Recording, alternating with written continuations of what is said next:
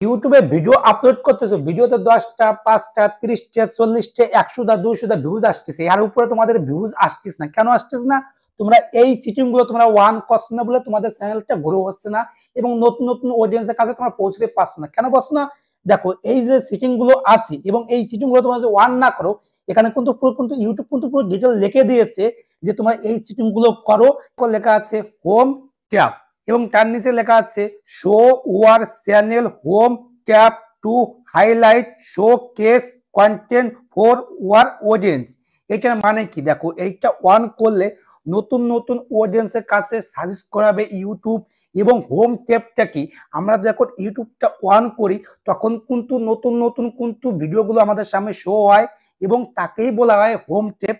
For you, YouTube recommend your content because one views inside more sitting.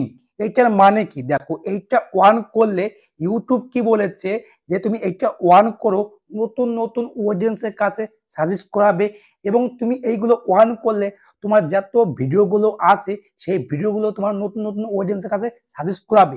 যখন নতুন নতুন অডিয়েন্সের কাছে সাজেস্ট করাবে তখন কিন্তু তোমার চ্যানেলে কিন্তু ভিউজ আসবে এবং তোমার চ্যানেলটা গ্রো হবে। দেখো, এখানে লেখা আছে মোর সিটিং, এখানে একটা ক্লিক করবে। ক্লিক করলে দেখো এখানে কিন্তু পুরো ডিটেল লেখা আছে।